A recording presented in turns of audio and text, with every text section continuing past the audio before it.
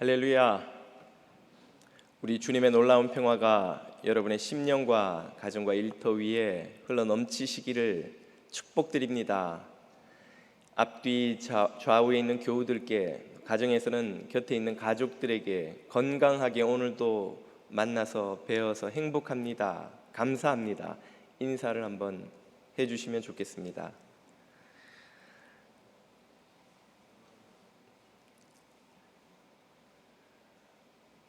지난 여름에 비유로 방문하는 하나님 나라라는 제목으로 교우들과 온라인으로 성경 공부를 했었습니다.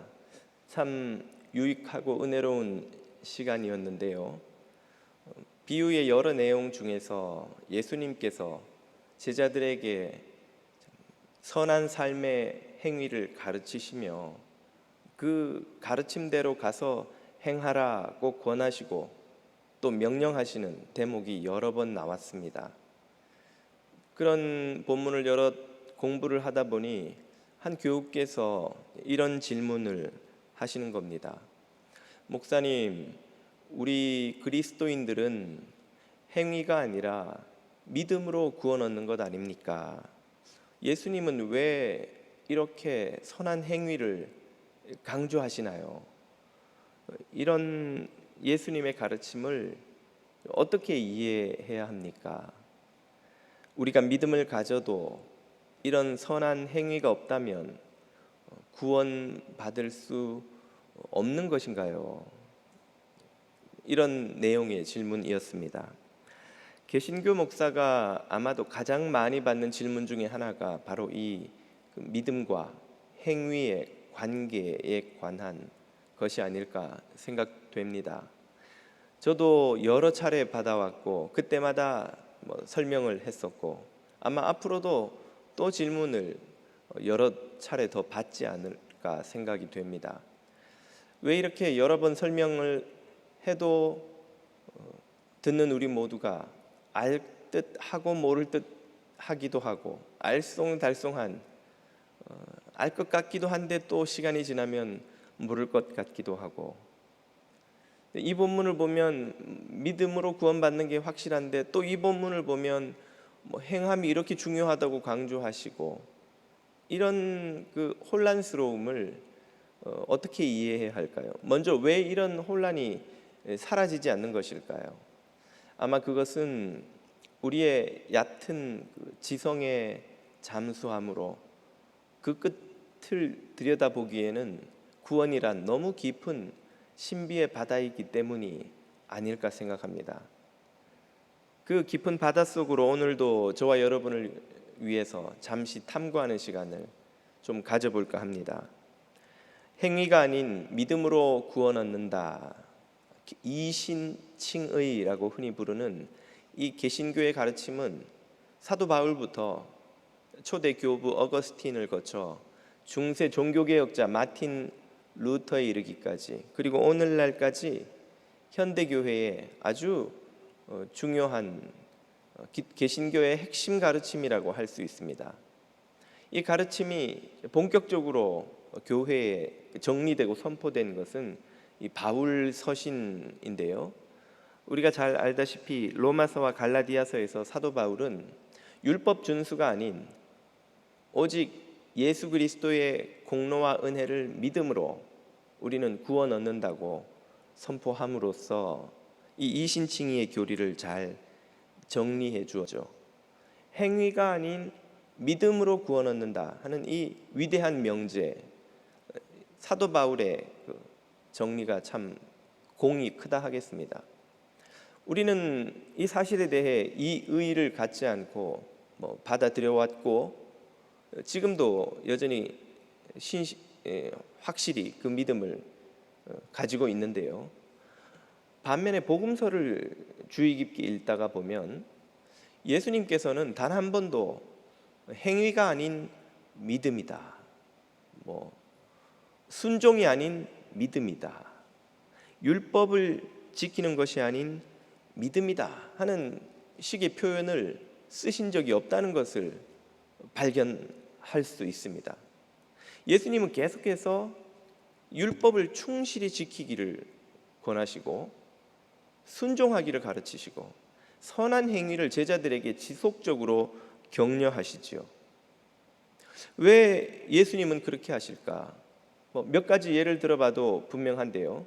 한 부자 청년이 예수님께 와서 영생의 길이 무엇입니까? 라고 묻자 예수님은 율법에 기록된 가르침을 쭉 읊어주시면서 이것을 다 지켜 행해라고 하시죠. 우리 생각에는 이 율법이 아니라 믿음을 네가 가져야 된다 이렇게 말씀하시는 게 맞는 것 같은데 예수님은 율법을 지키라는 거예요. 그러자 부자 청년이 어려서부터 저는 그 율법을 다 지켜왔습니다 라고 답을 하죠. 그러자 예수님께서 이번에는 더 무거운 짐처럼 보이는 말씀을 또 하세요. 그러면 네가 가진 재물을 다 팔아서 가난한 자들에게 나누어 주고 나를 쫓으라. 그 요구에는 부자 청년이 답을 하지 못하고 근심하며 돌아가지요. 그러자 그 뒷모습을 보면서 예수님께서 제자들에게 하신 말씀이 그 유명한 부자가 하나님 나라에 들어가는 것이 낙타가 바늘구멍을 통과하는 것보다 더 어렵다 하는 말씀입니다. 이 에피소드 내내 어디에도 율법이 아니라 믿음이다, 행함이 아니라 믿음이다 하는 말씀은, 그런 뉘앙스의 메시지는 나오지 않죠. 또 다른 복음서의 한 에피소드를 보면 어느 율법사가 예수님 앞에 나와서 똑같은 질문을 합니다. 영생의 길이 무엇입니까? 어떻게 하면 영생을 얻을 수 있나요? 그러자 예수님은 율법사에게 율법에 뭐라고 기록되어 있느냐라고 되물으시죠. 율법사는 답하기를 율법에는 하나님 사랑하고 이웃 사랑하라고 나옵니다. 네가 정확히 아는구나. 그것을 가서 지켜 행하라. 잘 믿어라고 하실 줄 알았는데 그 율법을 잘 지켜 행하라고 하시는 거예요. 이어서 율법사가 또 묻기를 그러면 이웃을 사랑해야 한다면 내 이웃이 누구입니까? 라고 묻자 예수님은 이번에는 선한 사마리아인의 비유를 들려주시고는 마지막에 이렇게 덧붙이시죠. 가서 너도 이와 같이 하라. 역시 예수님의 가르침은 잘 믿으라가 아니라 가서 행하라는 거예요. 율법의 가르침대로 행하고 내가 너희에게 가르치는 대로 지금 행하라는 것이죠. 다른 여러 복음서의 에피소드들을 이 시간 다 일일이 설명하지 않아도 거의 비슷한 결론으로 끝이 납니다. 예수님은 왜 행함을 이토록 강조하시고 사도 바울처럼 행위와 믿음의 관계에 관한 무슨 명확한 지침을 우리에게 주시지 않는 것일까요? 예수님은 행위를 가르치시고 바울은 믿음을 가르친 것입니까? 그러면 예수님과 바울이 서로 다른 것을 가르치셨단 말일까요? 이런 의문에 대한 답을 오늘 본문이 우리에게 줍니다. 우리는 산상설교의 진짜 결론 부분에 도착했죠. 이번 주와 다음 주로 산상설교를 마치면 꼭 30주 동안 이 예수님의 산상설교, 마태복음 5, 6, 7장에 이르는 긴 설교를 다 살펴보고 마치게 됩니다. 오늘 본문에서 예수님은 건축자의 비유를 들어 순종의 중요성을 강조하십니다. 건축자의 비유의 이 배경은 이런 것입니다. 팔레스틴에는 안반지대가 많습니다. 그래서 제대로 된 집을 지으려면 다 바위 위에 집을 지어야 합니다. 바위를 깎고 파서 거기 기초를 다지고 그 후에야 집을 짓는 것이 정상적인 방식인데요. 예루살렘 성전도 이처럼 시온산 정상에 있는 거대한 안반지대를 깎아서 거기에 거대한 성전 플라자 광장을 만들고 그 위에 성전을 쌓은 것입니다. 이런 건축 방식은 수고가 많이 들지요. 시간이 많이 들고 수고가 많이 들고 건축비 당연히 돈도 많이 들지요. 바위를 깎는 것이 쉽지 않기 때문입니다. 대신에 집을 제대로 지어 놓으면 아주 견고하고 튼튼한 집이 됩니다. 많은 시간과 돈, 에너지가 들기 때문에 돈이 없고 가난한 서민들은 작은 집을 지을 때 이런 방식을 종종 택하지 않기도 했습니다.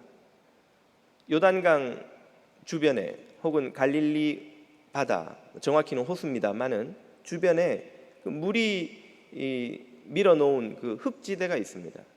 거기에다 집을 지을 때는 바위를 깎는 수고를 하지 않아도 돼요. 흙지대에 그냥 기둥을 박고 돌을 쌓고 해서 집을 지으면 금방 뚝딱 집 한 채가 나오는 것입니다. 쉽고 빠르지만 대신에 위험이 그만큼 크죠. 바다에서 풍랑이 일거나 크게 태풍이 치거나 혹은 요단 강물이 범람하거나 할 때 이렇게 모래 위에 지은 집은 오래 버티지 못하고 무너지고 말지요. 반면에 앞서 소개한 돌 위에 기초를 쌓은 집은 당연히 쉽게 무너지지 않고 오래 버팁니다. 바로 그러한 배경 하에 이 본문의 비유를 예수님이 들려주십니다. 본문을 한번 보시죠.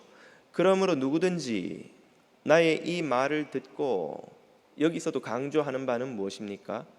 행하는 자는, 나를 잘 믿는 자는이 아니고 행하는 자는 그 집을 반석 위에 지은 지혜로운 사람 같으리니 비가 내리고 창수가 나고 바람이 불어 그 집에 부딪히되 무너지지 아니하나니 이는 그 기초를 반석 바위 위에 놓은 연고요. 반면에 나의 이 말을 듣고 행치 아니하는 자도 있다는 말씀이죠. 믿지 않는 자가 아니라 행치 아니하는 자는 그 집을 모래 위에 지은 어리석은 사람 같으리니 비가 내리고 창수가 나고 바람이 불어 그 집에 부딪힘에 무너져 그 무너짐이 심하니라. 이 비유의 의미는 무엇입니까? 강조하는 바는 분명하죠. 행함입니다. 이 비유에서 반석은 행함, 즉 순종을 의미한다고 하겠습니다. 반면에 모래 땅은 무엇입니까? 불순종이겠죠.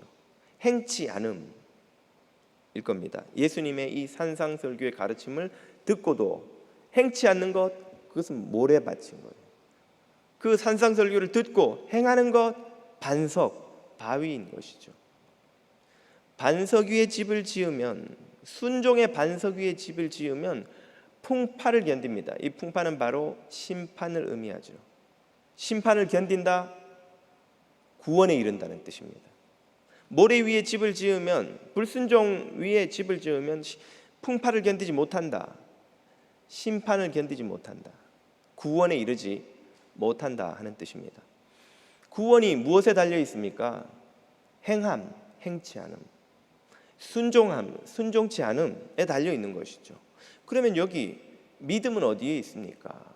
예수님은 믿음에 대해 가르치지 않으시는 것인가요? 이 비유 속에 믿음의 자리가 있습니다. 있을 뿐 아니라 아주 중요한 자리에 있습니다. 비유에 무엇이 믿음을 상징할까요? 바로 그 반석과 모래 위에 짓는 집을 의미합니다. 집이 바로 믿음을 의미하는 거예요. 그래서 정리해보자면 순종이라는 반석 위에 지은 믿음의 집은 심판을 견디고 구원에 이르게 합니다. 반면에 불순종이란 모래밭에 지은 믿음의 집은 심판을 견디지 못하고 멸망에 이르게 되는 것이죠. 여기서 순종과 믿음의 관계가 아주 분명하게 정리가 됩니다. 순종은 믿음의 집의 참된 기초입니다. 순종은 믿음이란 나무의 양분인 것이죠. 순종은 믿음이란 나무의 또한 열매이기도 합니다. 즉 순종과 믿음은 서로 분리될 수 없는 하나의 실제라는 거예요. 순종이 따로 있고 믿음이 따로 있는 것이 아니라 순종과 믿음은 서로 연결되어 있고 하나의 실제를 부르는 다른 표현일 뿐이라는 것이죠. 정의해보자면 순종이든 믿음이든 모두 인간이 하나님을 향해 가져야 하는 마땅한 태도를 가리키는 용어라고 할 수 있습니다. 그래서 예수님은 똑같은 태도를 묘사하기 위해 때로는 순종, 때로는 믿음, 그리고 때로는 사랑이라는 단어도 쓰셔요. 몇 구절만 한번 보겠습니다. 너희는 마음에 근심하지 말라. 하나님을 믿으니 또 나를 믿으라. 여기서는 믿으라고 하시죠. 마태복음 4장입니다. 말씀하시되 나를 따라오너라. 다른 말로 하면 나를 따라 순종해라. 내가 너희로 사람을 낚는 어부가 되게 하리라 하시니. 이외에도 우리가 여러 곳에서 예수님이 순종을 가르치시는 장면을 살펴봤죠. 마가복음 12장입니다. 네 마음을 다하고 목숨을 다하고 뜻을 다하고 힘을 다하여 주 너의 하나님을 믿으라, 순종하라, 사랑하라. 어떤 단어를 넣어도 똑같습니다. 하나님을 전심으로 사랑하는 것, 하나님을 온 마음으로 믿는 것, 하나님을 온 인격으로 순종하는 것, 똑같은 것이죠. 요한복음 21장에서도 예수께서 시몬 베드로에게 이르시되 요한의 아들 시몬아, 내가 이 사람들보다 나를 더 사랑하느냐? 이 표현에다 나를 더 믿느냐? 네가 나의 말을 더욱 철저히 순종하느냐라고 해도 전혀 이상하지 않습니다. 이런 구절들이 의미하는 바는 예수님이 사용하신 순종, 행함, 믿음, 사랑이라는 단어가 다 하나님을 향한 인간의 바른 태도를 묘사하는 같은 의미를 가진 다른 용어였다는 것입니다. 바로 이런 이유로 예수님은 순종과 믿음을 구분하지 않으셨습니다. 순종이 아닌 믿음으로 구원을 얻고 행함이 아닌 믿음으로 구원을 얻고 하는 구분을 예수님은 하지 않으셨던 것이죠. 현대교회는 이런 의미에서 예수님의 가르침을 심각하게 오해하고 있는 부분이 있습니다. 그것은 바로 믿음과 순종을 서로 다른 별개의 것으로 이해하는 것이죠. 믿음을 겉으로 드러나는 행함과 별개의 마음속에만 존재하는 그 어떤 것으로 여기는 경향이 있습니다. 순종이나 행위와 무관하거나 혹은 관련이 있어도 좀 어떤 떨어져 있는 그 어떤 것으로 여기는 것이죠. 제가 예전에 신학생 때 어느 목사님의 설교 중에 그 귀에 딱 꽂히는, 아직도 기억에 남는 그 문구가 하나 있습니다. 그분이 설교하시기를 구원은 믿음으로 받고 축복은 순종으로 받는다라고 하시는 거예요. 구원은 믿음으로 받고 축복은 순종으로 받는다. 아주 대꾸가 딱 맞기 때문에 기억하기도 쉽고 이해하기도 쉽지만 사실 이것은 믿음과 순종에 관한 심각한 오해를 담고 있는 가르침이라 감히 말씀드립니다. 이 가르침에 의하면 믿음과 순종은 별개의 것인 거예요. 순종 없이 그냥 믿기만 하는 것으로는 구원밖에는 못 받지만 잘 믿고 거기에다가 순종까지 하면 이 세상에서 복도 누릴 수 있다는 식의 메시지 구성이죠. 여기서는 어떤 존재가 등장하냐면 순종 없는 믿음이 등장하는 거예요. 순종과 상관없이 믿음만 존재할 수 있는 것이죠. 거기다 더해서 믿음에 좀 더 있으면 더 좋은, 기왕이면 믿기만 하는 것이 아니라 제대로 된 그리스도인이라면 순종까지 해야 되는 것으로 그렇게 이해될 수 있는 것이죠. 이것은 믿음과 순종을 완전히 별개의 것으로 만들어버리는, 믿음을 순종과 상관이 없는 그 어떤 것으로 독립시켜버리는 잘못된 가르침이라 할 수 있습니다. 순종이 없는 믿음은 믿음이 아닌 거예요. 순종과 믿음은 별개의 것으로 놓일 수 없는 것입니다. 다른 말로 하자면 실천 없는 사랑이 아닌 것과 같습니다. 제가 아내에게 여보 나는 당신밖에는 사랑하는 여자가 없어 라고 말하면서 저의 시간과 돈과 에너지를 다 다른 여자에게 쏟고 있다면 제가 아내에게 한 사랑이라는 말은 진짜입니까 가짜입니까? 누구도 그것을 진짜 사랑이라고 인정하지 않겠죠. 아내에게 제가 제 시간과 에너지와 돈과 마음을 쏟지 않는다면 제가 입으로는 무슨 아름다운 말로 사랑이라고 묘사를 하든 그것은 사랑이 아닌 것처럼 우리가 입으로는 하나님을 얼마나 믿는다고 어떻게 묘사를 하여 표현을 하든 순종이라는 열매가 없으면 그것은 믿음이 아닌 것이죠. 그러므로 순종 없이 믿음으로만 구원을 얻고 순종까지 하면 축복까지 받는 그런 식의 신앙은 성경에 의하면 존재하지 않는 것입니다. 왜 이런 믿음과 순종이 분리되는, 마음속에 있는 믿음과 겉으로 행하는 행위의 이 행함이 분리되는 가르침이 교회 안에 존재하는 것일까요?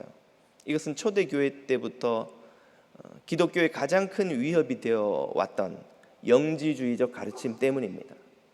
그노시스파라고 흔히 부르는 그노시스, 영적인 신령한 지식, 아주 신비한 그 어떤 비밀스러운 지식을 깨닫고 소유하는 것이 구원의 길이라고 가르친 영지주의는 헬라의 이원론의 사상의 영향을 받아 아주 선명한 이원론적 세계관을 기독교 안에 가지고 들어왔습니다. 그래서 영적인 것, 신령한 것, 신비한 것, 우리 마음속에 있는 그 어떤 것은 참된 진리의 길이요, 구원의 길이요, 참된 가르침이요, 겉으로 드러나는 물질적인 것, 일상적인 것, 세속적인 삶에 관한 모든 것은 비본질적인 그림자와 같은 것으로 경시하는 그런 경향을 교회 안에 가지고 들어온 것이죠. 그래서 이런 영지주의의 가장 큰 태단은 기독교를 삶과 분리시켜버린 것입니다. 겉으로 우리가 어떻게 행동하느냐, 이것은 신비한 지식을 소유하는 것과 아무 상관이 없기 때문에 방탕한 삶, 욕망을 쫓는 삶을 그냥 허용해버리는, 그렇게 살아도 상관없는 거예요. 무엇만 가지면, 영적인 지식만 소유하면. 이런 초대교회 때부터 이단으로 정제된 가르침이 아직도 2000년 동안 교회 안에 이런저런 형태로 이름을 바꾸어 전파되고 있습니다. 우리도 모르게 우리 안에 스며들어와 있는 것이죠. 그러나 예수님의 산상설교를 한번 다시 생각해 보십시오. 거기 무슨 오묘한 신비한 초월적인 남들은 알 수 없는 그런 비밀스러운 지식이나 교훈이나 깨달음이 거기에 있습니까? 예수님이 가르치신 것이 유대인들이 1000년 이상 간직하고 가르쳐온 그 하나님의 율법에 등장한 하나님의 모습과 다른 무슨 신비한 어떤 우주의 저 건너편 안드로메다에서 건너온 그런 하나님의 모습인가요? 선하시고 자비로우신 아버지 하나님의 말씀을 믿고 순종하여 모두 요구하는 것이란 정결한 마음과 아내에게 깨끗함과 형제를 용서함과 원수를 사랑함과 사회에서 빛이 됨과 돈을 귀한 하나님 나라에 쌓으라는 모두 일상의 실천에 관한 가르침밖에 없어요.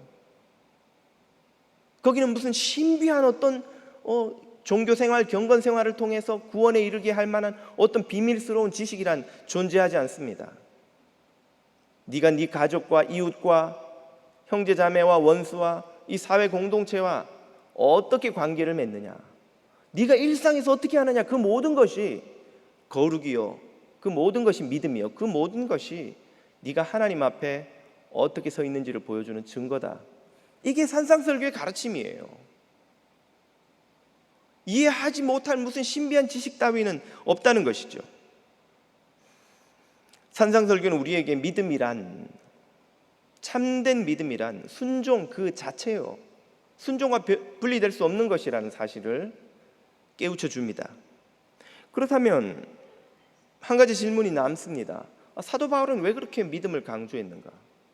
예수님은 믿음과 행위, 순종과 믿음을 이렇게 분리하지 않으셨는데 사도 바울은 왜 그렇게 행위가 아니라 믿음으로 구원 얻는다라고 강조해서 목소리 높여 선포했느냐는 것이죠. 그것은 사도 바울이 처했던 특수한 상황을 이해하면 어렵지 않게 알 수 있는 것입니다. 예수님이 제자들을 가르치실 때 그 대상은 가끔 이방 지역에 가서 이방인들과 접촉하신 일이 없지는 않았으나 당신 생애의 대부분의 청중들은 태어나면서부터 율법이 상식과 문화가 되어 있는 유대인들이었습니다. 그 유대인들이 하나님을 섬기는 것은, 율법을 지키는 것이라는 것은 그 당시 모든 사람에게 있어서 상식이었던 거예요. 그러나 사도 바울이 이 편지를 쓰고 있을 때 편지를 읽는 사람이나 사도 바울이 염두에 두고 있는 모든 이들은 율법이 무엇인지도 모르는 이방인들이었어요. 그들은 태어나면서부터 유대인의 그 철저한 율법이라는 이 문화가 되어 있는 율법이 어떤 것인지도 모르고 율법과 전혀 상관없는 삶을 살던 이방인들이었죠. 초대교회는 이 이방인들을 대상으로 한 선교 방향에 관한 큰 갈등을 겪었습니다. 예루살렘 교회가 시작됐을 때는 복음이 유대인들 외에 전파된다는 건 생각도 못했어요. 우리가 사도행전을 읽어보면 알지만 예수님은 분명히 예루살렘과 온 유대와 사마리아와 땅끝까지 복음이 전파될 것이라고 하셨지만 막상 교회가 시작된 이후 예루살렘 교회 지도자들은 복음이 유대인들 밖으로 전파되어야 된다는 의식을 가지지를 못했습니다. 예수님의 말씀을 듣고도 이해하지 못했어요. 그들이 예루살렘 밖으로 흩어지게 된 것은 스데반의 박해로 인해 유대인들의 이 서슬퍼런 칼날을 피해 도망치는 과정에서 자신들도 모르게 예루살렘을 넘어 유대지방으로, 사마리아로, 그리고 이방 지역으로까지 가게 된 것이지 그들이 처음부터 가려고 했던 게 아니에요. 그들은 유대인들로 구성된 교회에서 유대인들을 대상으로 복음이 전파되어야 된다고 믿었기 때문에 한 번도 하나님을 믿고 그들의 주 예수 그리스도를 믿는 것이 그들이 태어나면서부터 교육받아온 하나님의 말씀 율법을 순종하여 지키는 것과 다른 것이라는 생각을 해본 적이 없습니다. 예루살렘 교회에서는 아무 문제가 되지 않는 이야기예요. 그런데 바울이 이방 지역에 가서 복음을 전하여 이방인들로 된 교회가 설립되다 보니 그 이방인들을 교회 안으로 받아들여야 될지 말지, 받아들이면 어떤 조건으로 받아들여야 될지가 예루살렘 교회의 큰 숙제가 된 거예요. 왜냐하면 그들은 율법이라는 걸 전혀 몰랐기 때문이죠. 그래서 사도행전 15장을 보면 예루살렘 교회 지도자들 사이에서 이 이방 선교의 방향을 어떻게 정해야 할지를 놓고 설전이 벌어집니다. 거기에서 사도들과 바리새파 출신 유대인들 사이에 의견 대립이 일어나죠. 결국은 사도 베드로와 장로 야고보가 주축이 되어서 교회가 내리는 결정을 이렇게 결정하게 되죠. 이방인들에게 율법의 무거운 짐을 지우게 하지 않고 오직 믿음으로만 구원 얻는 우리 주 예수 그리스도의 공로와 은혜만 의지하는 그 믿음으로만 구원 얻는 그 가르침으로만 그들에게 교회에 들어오는 전제 조건으로 삼은 것입니다. 이걸 다른 말로 하자면 유대인들이 듣고 보고 배우고 자란 그 율법을 다 지키지 않아도 이방인들이 예수님의 가르침을 지키고 순종하면 그것으로 주님을 믿는 것을 충분히 증명할 수 있다는 뜻이에요.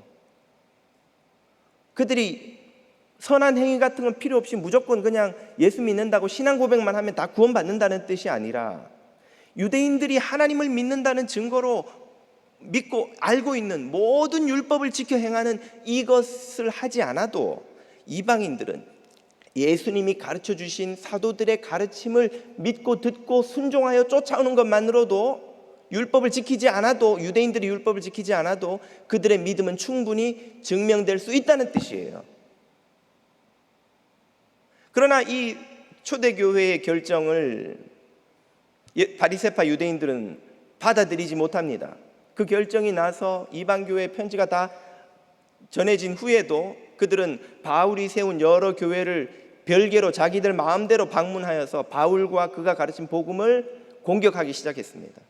바울은 그 공격을 방어하고 자신을 변호하기 위해 편지를 쓰고 그 중에 우리가 읽고 있는 이 로마서와 갈라디아서가 있는 거예요. 그러므로 사도 바울이 공격하는 것은 정확히 말하자면 선한 행위, 율법의 가르침, 믿는 사람들에게 나타나는 행위를 공격하는 것이 아닙니다. 사도 바울은 그 행위를 특별히 유대인들이 주장하는 그 율법을 모두 지키는 것을 구원의 조건으로 삼음으로써 하나님의 은혜 대신 인간의 공로가 구원의 조건이 되는 이데올로기, 우리가 알고 있는 율법주의를 공격한 거예요. 율법주의를 공격한 바울의 가르침을 모든 행위의 가치를 부정하는 것으로 오해해서는 안 된다는 뜻이지요.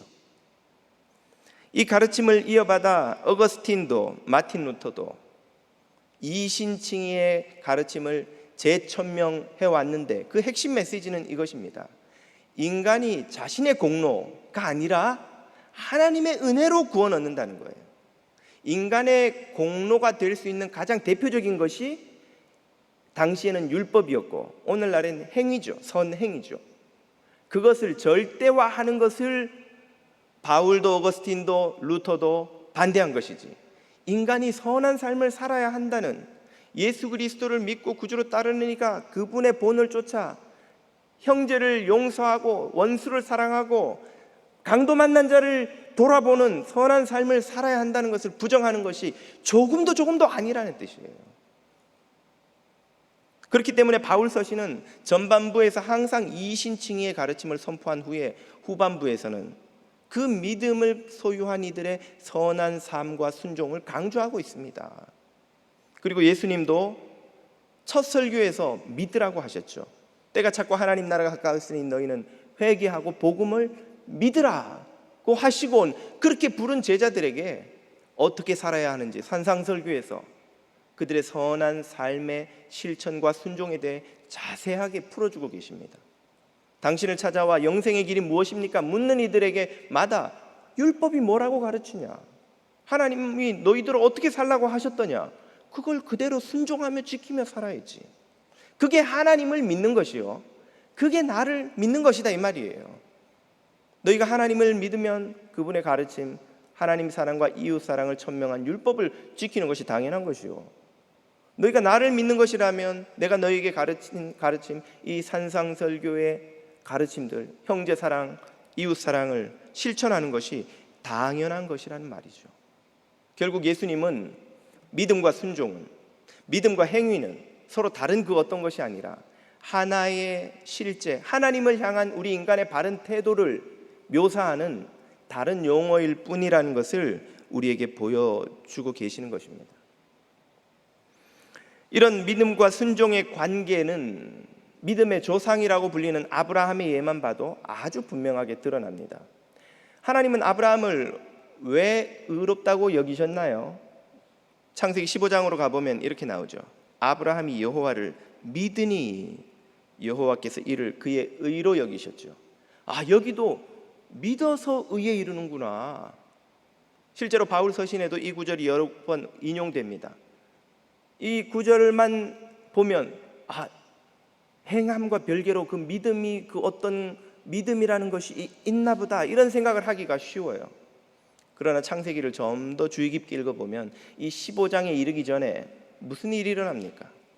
하나님과 아브라함 사이에 의미 있는 첫 번째 사건이라고 한다면 12장으로 거슬러 올라가 볼 수 있겠죠.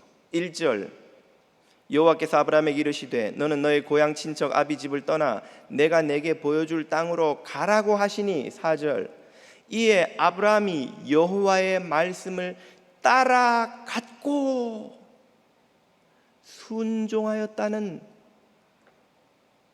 묘사가 나오죠. 하나님의 말씀에 아브라함은 이미 순종하고 있어요. 그 순종하는 믿음을 보고 하나님이 그를 의롭게 여기신 거예요. 또 창세기 22장으로 가면 하나님이 아브라함에게 아들 이삭을 바치라고 하시죠. 그가 순종하는 것을 보고 하나님께서 네가 참으로 나를 믿는 줄 알았노니. 여기서도 무엇이 분명하게 드러납니까? 순종과 믿음은 별개의 것이 아니에요. 순종 없이 믿음으로만 우리 마음속에 존재하는 그 어떤 느낌, 감정, 정보, 인식, 결단, 이런 것으로만 믿음이 존재하는 것이 아니라는 말이죠. 순종이 없는 믿음은 그러므로 환상입니다. 판타지예요. 물론 믿음이 없는 순종도 위선이지요. 믿음 없이 사람에게 보이려고 하는 순종도 있을 수 있겠지만 그것은 위선일 뿐이죠. 믿음 없는 순종도, 순종 없는 믿음도 성경이 가르치는 참된 믿음과 순종에 관한 교훈이 아닌 것이죠. 20세기의 사도 바울이라고 불리는 C.S. 루이스는 그래서 이런 유명한 말을 했습니다. 선한 행위로는 구원에 이를 수 없지만 선한 행위 없이 구원에 이를 수도 없다. 무슨 말인가요? 선한 행위가 구원의 조건이라는 말입니까? 아니라는 말입니까? 긴 것 같기도 하고 아닌 것 같기도 하고. 선한 행위를 공로로 여기는 자세로는 하나님의 은혜를 힘입는 구원에 이를 수 없지만 선한 행위의 열매가 없는 무늬만 믿음을 가지고는 그것으로도 구원에 이를 수는 없다는 것이죠. 풀어보자면 이렇게 한번 설명해 볼 수 있겠습니다. 참된 믿음 없이 선한 행위로만 인간의 공로를 내세워 구원에 이를 수는 결단코 없지만 선한 행위라는 열매가 없는 무늬만 믿음, 거짓 믿음으로는 그것으로도 구원에 이를 수 없다는 것이죠. 바로 이것이 오늘 본문의 비유가 강조하는 바입니다. 순종의 반석 위에 지은 믿음의 집이 아니고서는 심판의 풍파를 견딜 수 없다는 것이죠. 산상설교를 아무리 잘 이해했든 상관없이 산상설교를 아무리 잘 설명하고 설교하든 혹은 이해하고 정리하고 답을 달고 다른 사람에게 설명해 줄 수 있을 만큼 본문의 의미를 잘 이해했든 상관없이 그 가르침을 순종하지 않는다면 그 믿음은 모래밭에 지은 집과 같이 부실한 것이고 심판을 통과할 수 없다는 말입니다. 오직 순종의 반석 위에 세운 믿음의 집이라야만